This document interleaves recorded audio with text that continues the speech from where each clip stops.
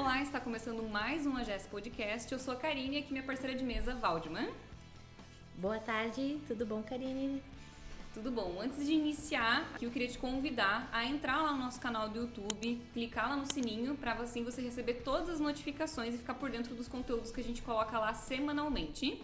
Também lembro você que temos o nosso Instagram, o AGS Oficial, assim você pode ficar por dentro de todas as coisas que estão acontecendo dentro da entidade. Lembrando que toda semana tem episódios novos, eles são transmitidos além do canal do YouTube, também em plataformas de áudio, como o Spotify. Então dá pra você ficar por dentro aí, ouvindo quando tá dirigindo, em alguma viagem. Essa temporada a gente tá com o patrocínio da Multa. A Multa é a caixa de assistência do profissional. Então também entra lá no site da Multa, o www.multa.com.br e confira os benefícios de ser um multuário. Também acompanhe eles lá no perfil do Instagram, o @multa.sc. E hoje, para conversar aqui com a gente, convidamos, estamos recebendo o profissional Alexandre Brits, engenheiro civil, e a gente convidou aqui o Alexandre para trazer um pouquinho sobre o mundo do retrofit. Muito obrigado, Karine, Waldman. É um prazer estar aqui, uma honra, admiro muito o trabalho de vocês, desde das ações aí nas redes sociais, o podcast. Conheci a Waldman também através das discussões técnicas nos grupos e hoje aqui tive o prazer de conhecer pessoalmente. Que legal. Bem-vindo, Alexandre, aqui conosco hoje. Mas nos conte aí então um pouquinho mais. Quem é o Alexandre Brits? Bom, hoje eu estou na área aí há aproximadamente 25 anos. Eu fiz engenharia civil, depois já consegui estágio durante a faculdade, estagiei como engenheiro de obra, no canteiro de obras, atuando ali na parte de operação mesmo. Em São Paulo, geralmente você trabalha em várias frentes de trabalho, as construtoras têm mais oportunidades assim, porque as construtoras geralmente têm mais de um canteiro, então eu acabei aí trabalhando em alguns canteiros da construtora TS. Depois eu fui fazer mestrado, também sempre quis atuar na área acadêmica, principalmente como professor.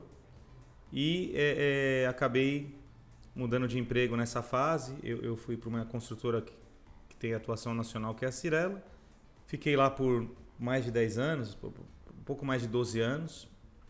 No mestrado eu já comecei a ser assistente de professor, até assumir algumas aulas, isso foi em 2004, então já faz aí um pouco mais de 18 anos.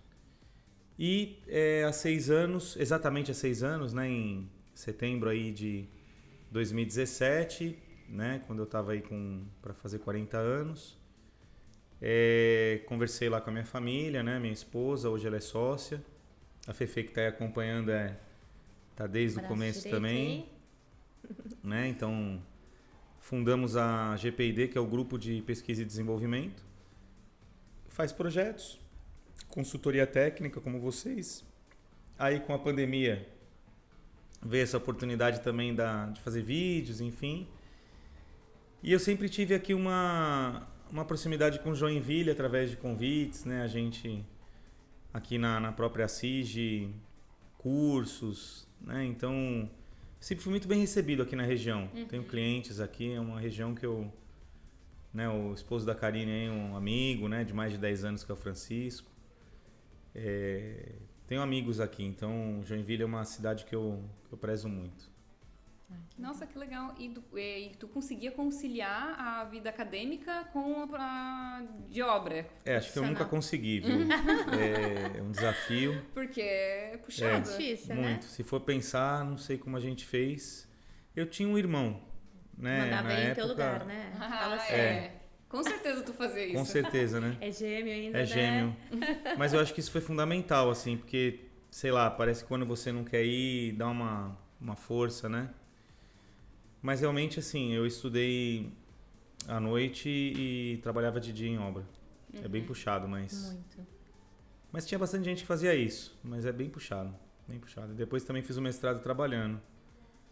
Bem puxado. Nossa, Então, é difícil, Porque a gente sabe que o trabalho na construção civil, mesmo para o engenheiro, é bem puxado, puxado. e ainda ter que sair do trabalho, ainda ter que ir para uma sala de aula. Se não gostar, não faz, Mas... E tinha problema de distância ainda? Porque aqui... Tinha, né? Aqui é tudo perto, aqui na... Não, a gente tem esse problema de distância, de trânsito, né? Quem conhece São Paulo... Pois é. E eu também não tinha carro, né? Enfim, eu fui ter carro depois que eu... Acho que o primeiro carro que eu tive... Hoje as coisas estão mais simples, assim, né? Sim. A gente veio de uma família mais humilde e eu só fui ter carro quando entrei na Cyrela, assim. Eu acho que eu já tinha uns 27 anos, assim, né? Então... Eu andava de ônibus, né? Então, ia de ônibus pra obra, depois de ônibus pra faculdade. Eu lembro que teve uma vez que teve uma obra que me mandaram que era em Pirituba, na Zona Oeste, e era muito longe da faculdade. Aí eu recusei porque não ia dar tempo de chegar. Mas mesmo assim, em São Paulo tem muito trânsito, viu? Né? Agora tem corredor de ônibus, assim, os ônibus estão mais novos, mas foi um período. Difícil, né? São Paulo é difícil. Guerreiro? E nos conte mais, então, sobre a tua empresa. A GPID, ela nasceu com a intenção de fazer consultoria técnica, porque tem uma lacuna, tinham consultores muito bons, assim, principalmente onde a gente atuava em São Paulo, foram envelhecendo e aí não teve teve uma geração que não teve ali ocupando espaço. Eu também me considerava muito novo assim para ser consultor, então eu fui conversar com essas pessoas que foram meus professores. Posso citar, eu fui conversar com o professor Sabatini, com a Mércia, fui no IPT conversar com o Hércio Tomás, conversei com o Zorzi, que era meu chefe na época na Cyrela, né? E eles acharam que tinha esse espaço, que dava para ir começando, né? Então foi meio que pedir bênção, assim, né? Sim.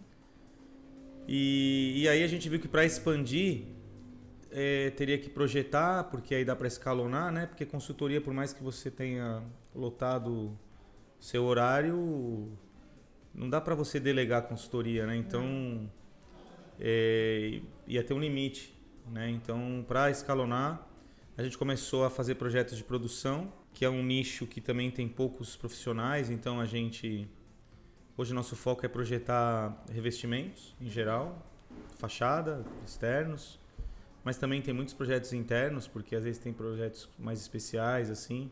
Nós temos clientes aqui na região, por exemplo, a Yoshi.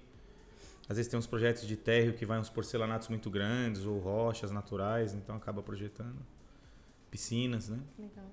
Revestimentos em geral e impermeabilização, né? Depois tem outros projetos assim complementares, também pisos, parte da norma de desempenho, né? Tem essa parte também de hoje é separado, mas antes não era, de patologia, assim, então tem a questão de... A gente não é especialista em fazer laudo, a gente é meio assistente técnico de quem faz, né? Então, essa parte também está forte. E a parte de desenvolvimento tecnológico com fabricantes, assim, então novos materiais, novas tecnologias. E aí foi crescendo, né? Hoje nós temos 15 profissionais, assim, bem legal. Tem muitos projetos, a gente tem uns 300 clientes, tem mais de 500 projetos entregues, né? Então, trabalhando com o pé no chão, assim, a gente também tem um preço bem justo. Nossa estratégia é ter um preço menor e uma quantidade maior, né? Para você conseguir aquele... A gente não consegue trabalhar com poucos clientes, porque senão teria que cobrar um preço maior, entendeu? Então, essa é a estratégia da GPID. Legal. Que legal. E até eu já participei de algumas palestras. Que você deu tanto aqui em Joinville, tanto que a primeira vez, né, que eu conheci você foi num evento aqui em Joinville. E também evento da DEPAT. E eu já vi vários cases que você mostrou de soluções em fachada. E a gente tem muito problema em fachada. Eu acho que é bem comum, né, Valdemar? Muito. A gente aqui em Joinville tem muito problema com umidade, chove muito. Então, a gente vê muito problema em fachada e sempre você traz uns cases muito diferentes, assim, que realmente eu, na minha concepção, vejo que tem que ter coragem pra assinar o negócio. Não, eu assino embaixo, faz que... Então, eu pensei, nossa, vai ser muito legal trazer pra conversar sobre retrofit, assim. E como que é a tua visão, às vezes... se deparando com o problema, na hora tu já consegue, não, aqui vai funcionar tal coisa, ou tu precisa verificar alguns elementos para então propor algumas soluções para o cliente, daí a partir dali que é feito. É um ótimo tema, né? Tanto a parte de recuperação de fachada como de retrofit, vamos dizer assim, a metodologia é a mesma, porque a fachada não sabe se ela vai ser recuperada ou fazer retrofit. Então, o cliente que busca a gente, ele já é diferente, né? Porque é um mercado que, assim, ele não vai fazer concorrência ou buscar por preço, né? Já é um mercado que ele já está buscando um profissional que tem uma experiência com esse tipo de projeto. Aí você fala, mas e aí, né? Como é que você começou? Eu acho que quando a gente abriu a empresa, como a gente já projetava, né? A Valéria tinha ficado 15 anos na Cyrela e ela cuidava da área de arquitetura, né? Personalização de unidades, tudo. Eu fiquei, acho que 12, quase 13 anos. E a gente projetava internamente. Então, teve uma facilidade. Eu vi você falando também que na sua palestra hoje que você entrou numa empresa familiar, tal, que já tem uma história. Imagina assim, ó. Nós abrimos uma empresa que já tinha um histórico de projetos. Porque assim, você é o autor ou autora do projeto, mesmo que você está em outra empresa, você tem essa bagagem. Então, no começo foi um pouco difícil, porque a pessoa não conhece o nome GPD e tal. Só que aí quando você mostrava uma solução, que nem você falou dessa, que já aplicou, dá um pouco mais de credibilidade, segurança para a pessoa. O retrofit, por si só, Karine, ele já é um desafio, entendeu? Você... Poxa vida... É que a pessoa acho que já está saturada. Ela busca porque ela quer, né? Não, e assim... O retrofit é um negócio meio de ressuscitar um prédio, né? Porque ele está morto lá e você já tem o desafio de aproveitar o que der, porque senão você derrubava e fazia outro, né? Então já tem essa pegada de ter coisas, vamos dizer, meio que anormais de um processo comum, né? É aceitável. Fora de norma. Não tem norma. Outro dia me perguntaram isso. Mas você está fazendo isso, tem na norma? Não tem norma de recuperação nem de estrutura. Né? Outro dia eu perguntei para o meu irmão que é especialista. Não existe uma norma, mas não dá para ter uma norma dessas técnicas, porque cada hora vai ser de um jeito. A sua pergunta foi muito boa, porque nenhum prédio é igual ao outro. A gente mostra... Uma palestra você tem que chamar a atenção do público, são highlights que a pessoa vai atrás ou vai te procurar. Então, óbvio que também tem esse negócio de você chamar atenção com coisas chocantes, assim, né? Aqueles cases bem... Porque se você for trazer uma coisa normal, não chama atenção, a pessoa não vai ficar satisfeita. Então, na parte de retrofit, nós começamos a ser chamado porque a gente tinha experiência de projetar com elementos leves, que isso foi fundamental. Então, eu tinha feito algumas viagens, alguns cursos que... Por exemplo, antes do AFIS vir para o Brasil, eu já tinha um pouco de... Sabia o que era, pelo menos. Tinha visto alguns prédios, né? Essas chapas de gesso especial também, eu já tinha visto. Chapa mesmo cimentícia com steel frame, alguma coisa fora. Aí veio para o Brasil. Então, a gente já começou a fazer os primeiros projetos ali com a Saint-Gobain, com a Knauf, né? Alguns projetos de retrofit bem interessantes, com elementos leves. Até aí tem norma, você se preocupa mais com as interfaces, né? Então nós pegamos uns projetos icônicos, assim, começou a um falar pro outro e tal.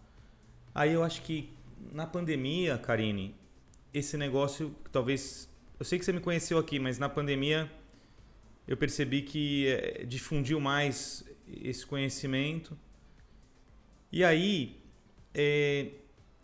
eu comecei a aproveitar esse conhecimento do retrofit para algumas recuperações de prédio, entendeu?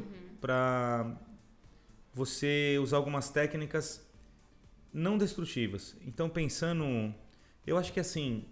Eu nem gosto muito de falar de sustentabilidade, porque eu acho que tem um apelo muito forte das pessoas quererem usar isso como marketing, sabe? Fica até meio pejorativo, né? Eu acho que a real sustentabilidade é essa, de você usar o mínimo de recurso possível e econômico, assim, entendeu? Você imagina você fazer a fachada de um prédio, né? O impacto que dá isso. E aí, assim, eu confio mais nessas técnicas que eu mostrei do que às vezes fazer, porque tem muito estudo lá. Assim, você falou isso, eu fiz uma live com um cara que eu admiro muito, né? Eu falei que eu admiro o seu trabalho. Mas, por exemplo, tem o Silvio Andrade, que tem um canal do YouTube, pô, eu gosto dele pra caramba, assim. Eu fiz uma live com ele faz um mês, né, Fê? Mais ou menos. Pô, ele me chamou de louco umas 3, 4 vezes na live, né, assim. Mas com toda a educação, sabe? Sabe assim, o cara que chama de louco com educação, né? Tu nem te sente ofendido. Não era um louco assim, tipo, corajoso que você falou, né, tal. Eu usei a palavra corajoso. E pra mim foi um elogio, né, porque ele sabe que tem muita coisa por trás, tem dimensionamento, tem Estudo, a gente faz né? muito ensaio, Karine, protótipo. Estudo, né? Eu tava orçando um prédio famoso aqui de Joinville que eu acho que eu não posso citar porque às vezes as pessoas nem sabem que tá com problema, né? E ele tinha um revestimento de tijolinho, enfim, teve uma altura até, né? E a pessoa viu alguns trabalhos meus e orçou. Até a pessoa que orçou ficou meio... Falou, tá muito simples, né? Assim, às vezes a pessoa se choca com a... Eu mandei um projeto para uma construtora grande agora em São Paulo, o cara pegou e falou, mas esse é o projeto? Eu tava esperando umas plantas, tal... É porque era uma coisa que não precisa, né? Então, meio que é quase um procedimento, né? Mas isso foi com a experiência, muito estudo e ter uma equipe, né? Na verdade, não fui eu que... Isso que você falou hoje, talvez, a gente chega num prédio e realmente, Já tem com algumas inspeções assim, a gente consegue saber se tem potencial, né? A maioria tem potencial de você fazer com técnica não destrutiva. Talvez não vai ser o pinamento, né, que você viu hoje, talvez vai ser uma coisa até mais simples ou um pouco mais complexa. Eu fiz um no Rio que a estrutura ficou muito ruim, né? E aí, quando eles foram fazer a recuperação, não viabilizava, porque a massa era muito grossa. E eles meio que revestiram a viga, todas as vigas, acho que podia ter uns 6, 7 andares, grandes curvas, né? Revestiram com perfis e chapas. Né? E eu fiz o projeto, entendeu? Eu gostei. Funciona. Tirou a massa, enfim, tratou a estrutura.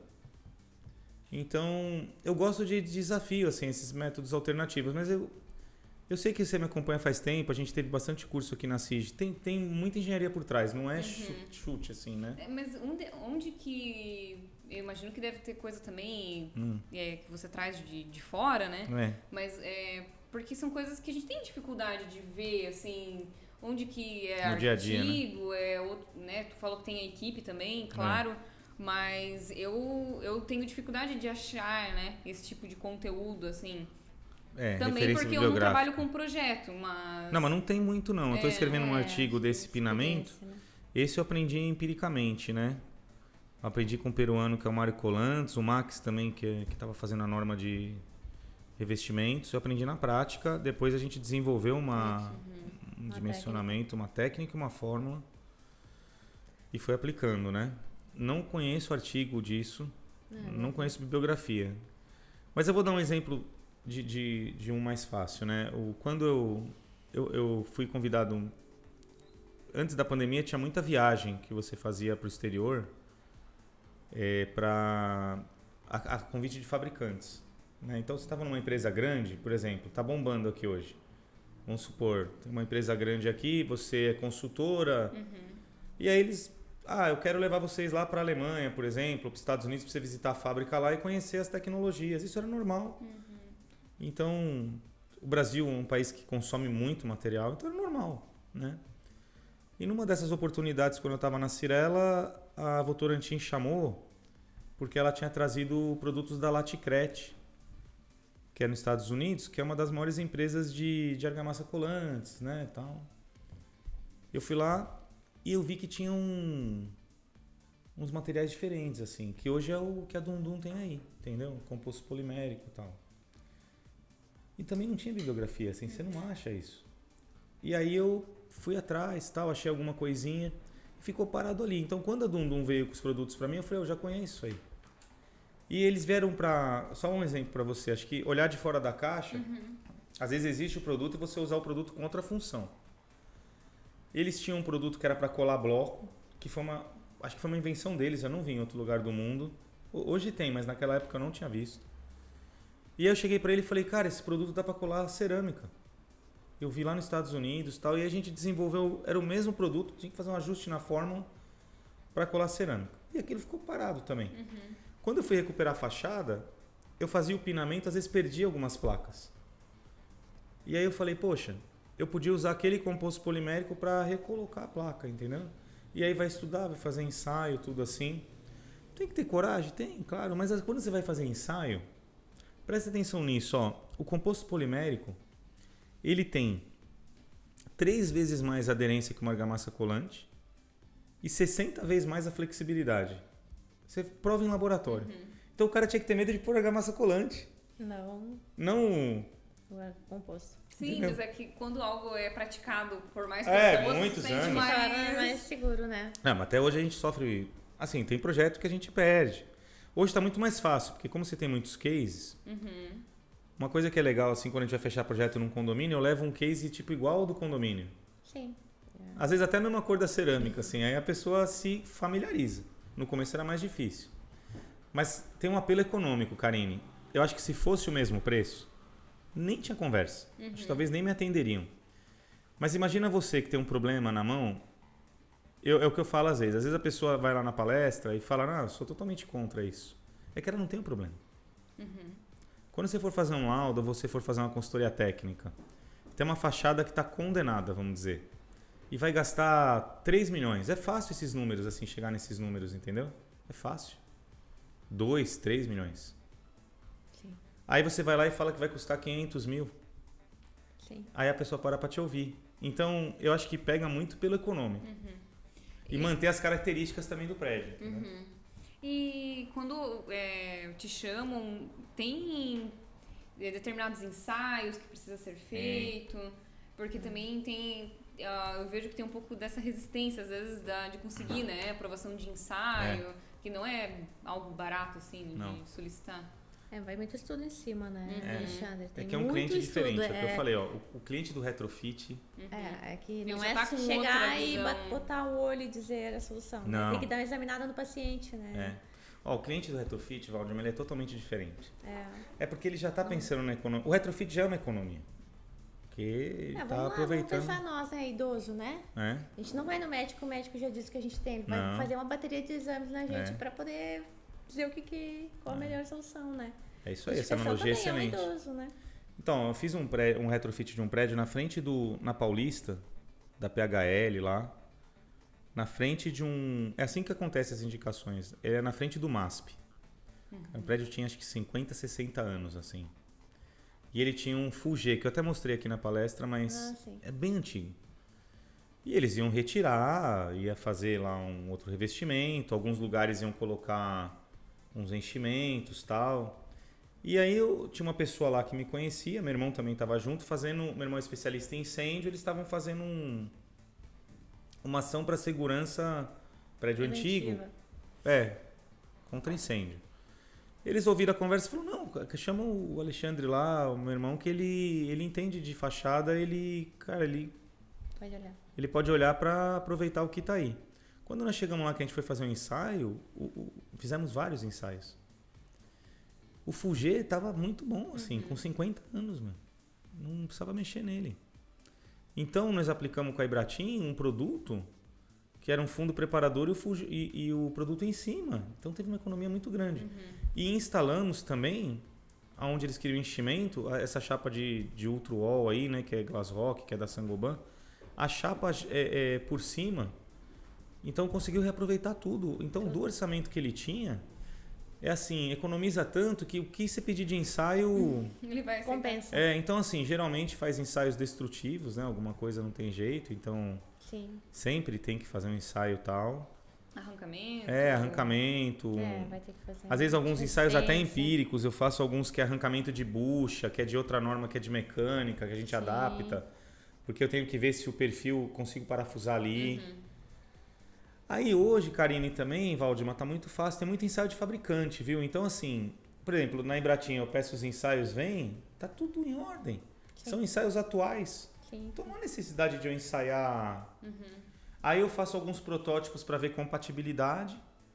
Então, fez aquela primeira bateria de ensaio para ver as condições do paciente, né, do prédio. Aí a gente faz um planejamento do que seria o mais viável, mais econômico, e um que seria, entre aspas, mais seguro, porque você não tem os dados. Vai para protótipo em campo, né? E faz os protótipos, tal.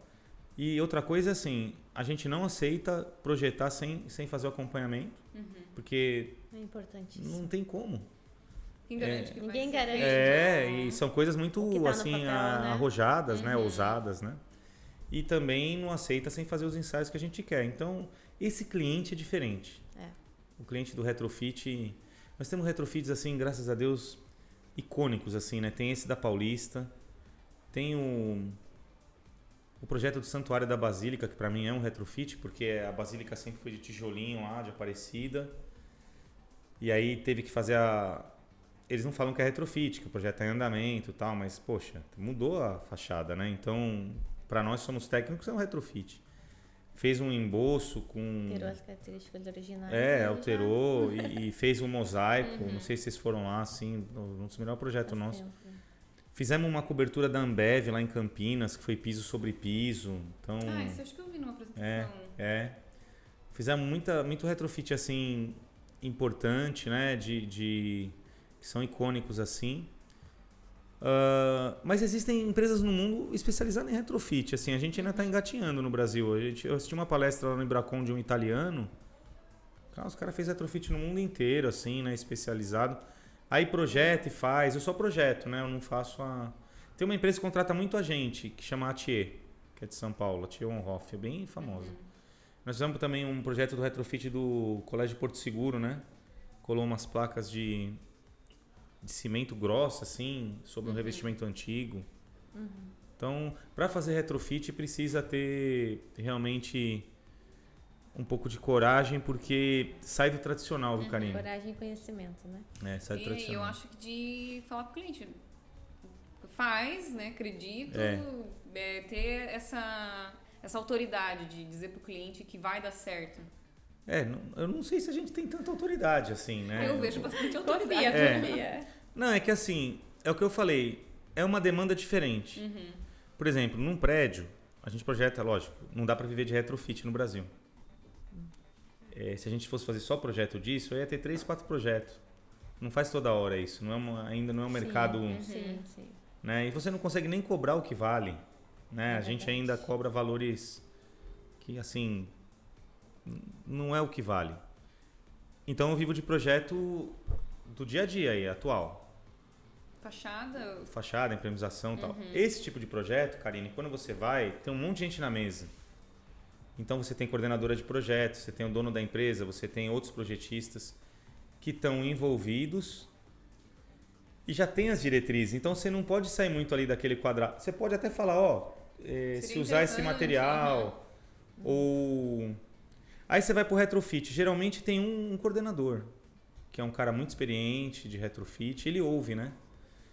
Esse cara já sabe que vai vir alguma solução mais ousada. Então esse negócio de autoridade, meio que assim, eles já estão esperando uma coisa um pouco mais ousada e arrojada, porque é o risco do retrofit. Mas queria dizer para vocês assim, segurança em primeiro lugar, segurança inegociável. Não pode ter nenhum risco de segurança. A maioria do que a gente faz é redundante. Por exemplo, esses pinos que eu coloco na fachada aguentam 5, 6 vezes mais a carga do que precisava. As distâncias estão... Ave Maria. Sim. As distâncias estão, assim, metade do que passa no cálculo, que seria necessário. Põe o chumbador químico, que a carga é 3, 4 vezes mais. Então, assim, eles são todos redundantes, assim. Se falhasse, imagina, teria que ter uma falha total, assim. E acompanhamento, e ensaio, plano de manutenção. Eu vi você dando a palestra agora, interessantíssima. Vou até te mandar algumas coisas. Eu, no manual, o que eu faço? No meu projeto já tem um capítulo para colocar no manual do síndico do plano de manutenção. Entendeu? Eu já passo para vocês. Que legal. Então, vou até te mandar um exemplo depois. Então, é nessa linha, né? O retrofit é uma coisa que já tem essa pegada, Valdir. Eles já estão esperando isso, entendeu? Exato. Então, se for lá tradicional, eles não vão te contratar, entendeu? Esse aqui tá muito comum. Não, quebra aí, quebra tudo aí, faz... Aí não é o que ele tá buscando, entendeu? Com certeza. E quando tu passa, né, esse projeto, como tu falou, vocês não executam, mas daí você treina a equipe... Ó, porque projeto é difícil a mão de obra. Imagina uma mão de obra que faça esse tipo de... Dar muito treinamento, muito acompanhamento. Assim, muita gente, que nem hoje aqui, vem procurar a gente porque acredita. E ele fala, poxa, eu quebro, tal, eu quero aprender isso aí. Então tem muita gente que vem atrás, que tem custos altos, tem riscos com funcionários, né? Tem muito entulho para jogar, tem muito problema, tem problema ambiental, problema de ruído, poeira. Então, fazer um retrofit num prédio... do jeito tradicional, tem que tirar todo mundo que pôs vidro na varanda, tirar a rede. Imagina o transtorno, né, que você causa. Muito tempo. Então, toda vez que a gente dá uma palestra ou faz um curso, assim, vem muita gente já querendo aplicar. A gente, quando faz o projeto, não abre mão de ter pelo menos 3 ou 4 visitas. A primeira treinamento e as outras de acompanhamento. Na equipe, eu tenho pessoas que põem a mão na massa. Então, hoje eu tenho o engenheiro De Leon, né? Eu mesmo também faço coisas, né? Tem a Fefe aí, ó. Tem o Guilherme, o pessoal, o Alex. Então, se precisar, vai lá e faz, né? Tem uma piscina que nós projetamos agora que, nossa, eu fui até lá no... É Pratier também, acho. E assim, a piscina é toda com aqueles porcelanato enorme, aí colocou essas chapas, vai colar. Aí tem uma redundância que a gente colocou lá um sistema de fixação que é da Ceramfix, que é daqui da região, que é o Hi-Fi. Nossa, você olha lá, até o cara falou, não, mas não é pra isso. Eu falei, não, mas nós adaptamos. Mas a gente vai usar. E tudo projetado e tal. Aí o De Leon vai lá pra fazer o treinamento antes de instalar. E ele que faz lá, pega na mão do cara e faz. Aí as maiores empresas, o Atala, né, que foi um dos que apoiou a gente pra vir aqui, ele... tem treinamento da equipe direto, a gente já deu mais de 10 treinamentos para ele. E faz o acompanhamento. E eu também, assim, eu não faço, mas quando é uma coisa muito específica, a gente indica as empreiteiras que a gente confia. Hoje a gente tem uns... O Atala é nosso parceiro, assim, maior, tem muita obra. E nós temos mais 2 ou 3 também que fazem, né? Isso mais em São Paulo. Em outros estados... Aí a gente desenvolve lá ou leva de São Paulo. Aqui em Santa Catarina eu já fiz com um profissional que chama Plentes. É um prédio até famoso aqui em Santa Catarina que fez recuperação. Fiz na Bahia com uma parceira lá. Fui lá também algumas... Você foi naquele X-Pat da Bahia? Então lá eu até levei o pessoal num prédio legal. Lá. Eu levei o pessoal num curso. E... tá dando certo, assim, mas tem que ter acompanhamento e treinamento. Não dá pra abrir mão. Com certeza. Muito interessante, sim, que a gente vê, né, que nem tu comentou, que tu traz uns cases pra chamar atenção, né? E a gente já fica, nossa, como é que... Não sei se eu dormiria em paz, né? Mas... Não, mas sim, tem muito estudo, né? É que assim, ó, segurança em primeiro lugar é inegociável. Eles falam bastante com a gente. Hoje, assim, a comunicação tá tão... Tem operário que liga com a gente de videochamada do Balancinha, assim, né? Nossa! Tá. Nossa, é muito legal. Eu tenho vídeo, assim, o pessoal tá com dúvida e liga, né? Assim, muito legal, assim, né? E a gente acompanha bastante. Eu confio mais nessas técnicas por causa dos ensaios, né? Por causa do... Não, mas bem interessante. Sabe que quando eu fui nos Estados Unidos, lá, a gente assistiu um curso, e aí o cara, para quebrar o paradigma, ele passou um vídeo daquele Burj de Dubai, né? Que era... Acho que ainda é o prédio mais alto do mundo e tal. E ele tava mostrando uma cola epóxi para colar granito. E ele falou que tinha sido colado lá assim, né? Eu fiquei desesperado. Eu falei, como? Tem 1 quilômetro de altura. Aí o cara falou, por quê? O epóxi funde e tal. Eu falei, não, olha, jamais eu faria isso. Eu ia... Pinar.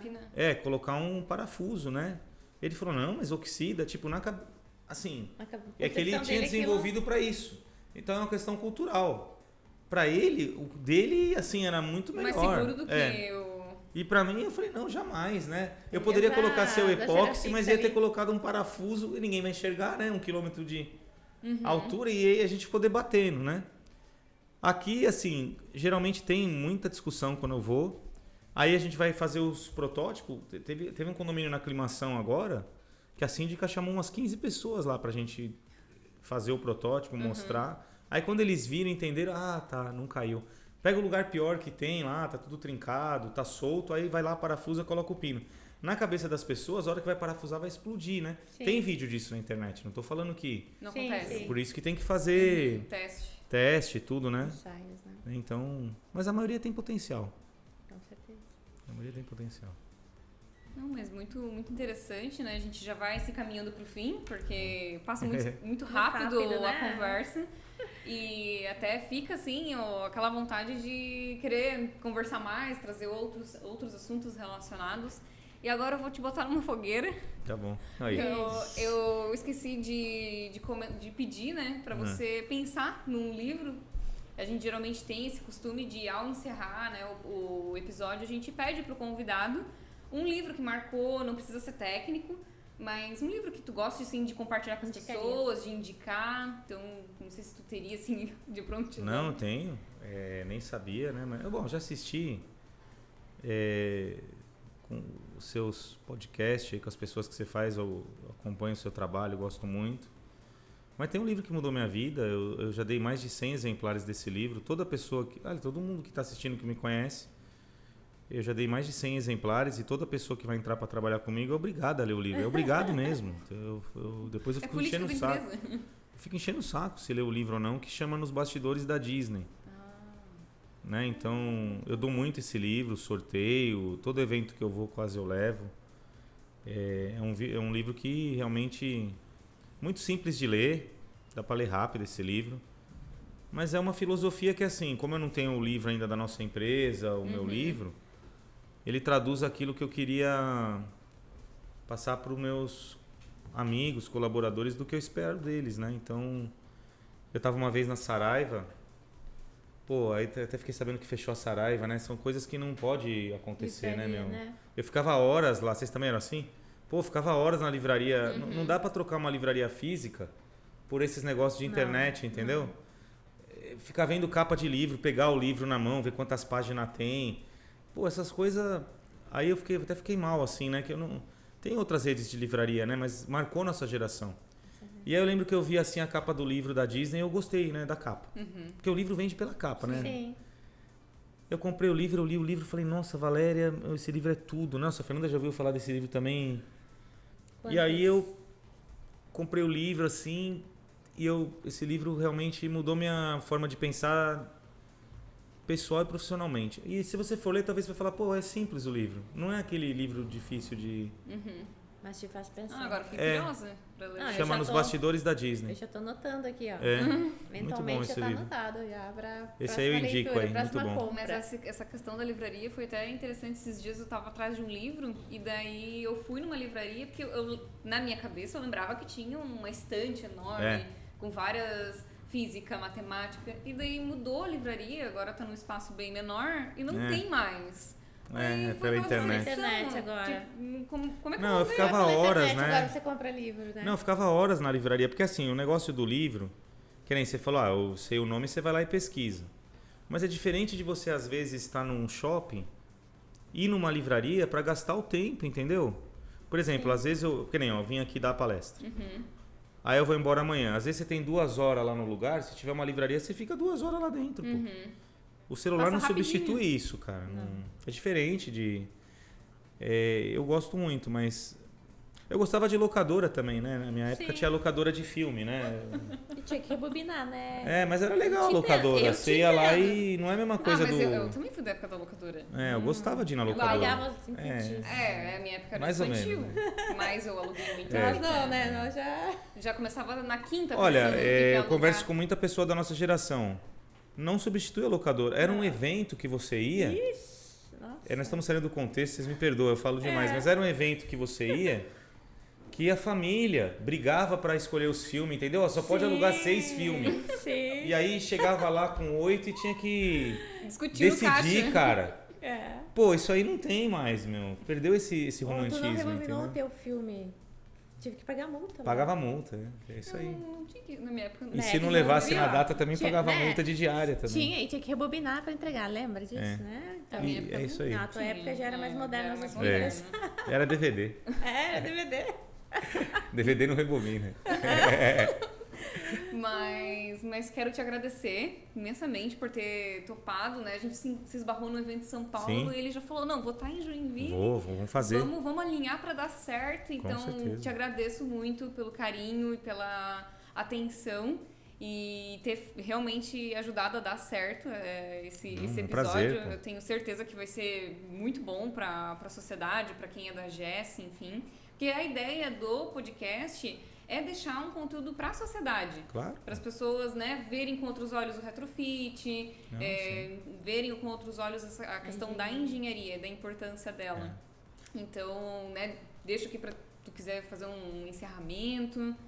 Não, eu quero agradecer, né, primeiro a oportunidade, eu praticamente me convidei, eu não tenho nenhuma vergonha disso, eu acho que tem que ser visto para ser lembrado, né? Quando me ligaram aqui para vir hoje, se você perguntar para as pessoas aí, ele começou a falar, eu falei, eu vou. Quanto cobra? Nada. Eu vou aí, tal. Olha a oportunidade que você deu aí de falar para 200 pessoas, vim fazer aqui o podcast. Quero deixar aí pro pessoal o canal do YouTube, todos os nossos vídeos são gratuitos, tem mais de 500 vídeos. Vai ter lá a playlist de retrofit, então você vai ter a oportunidade de ver. Tem 10 cases de retrofit lá de fachada, de piso, de tudo isso, com 10, 15 minutos explicando tudo. Tem o da Basílica, tem o desse da PHL, tem o do piso da Ambev, tem um monte, tem Birman. E aí eu convido, o canal é Alexandre Brits e espero vocês lá. Muito obrigado. Valdemar também, muito obrigado, viu? Alexandre. Agradeço aí a oportunidade, viu? Obrigado por estar aqui conosco hoje, aqui da GES, tá? Seja sempre bem-vindo. Quando estiver na região, nos avise. Para quem sabe a gente bater mais um papo aí sobre outros assuntos, que eu sei que tem muita coisa para conversar, né? Vou estar à disposição. Muito obrigado, viu? Então, obrigada, né? Lembrando que essa temporada do podcast tem o patrocínio da Mútua. Vai lá nessa rede, né, social aí da Mútua, comenta lá no último post deles, né, a GES Podcast, para eles verem que realmente esse projeto vale a pena, que está sendo assistido e que as pessoas estão gostando desse projeto. E claro, fica mais uma vez o pedido aqui para você nos acompanhar lá na GES, acompanhar tanto os eventos que estão acontecendo, né, presenciais aqui em Joinville. Então você, engenheiro civil, venha participar, tem vários eventos gratuitos, como também nos acompanhar nas redes sociais, se inscreva lá no nosso canal, clica no sininho para receber todas as notificações e também nos siga lá no Instagram. Muito obrigada e até a próxima!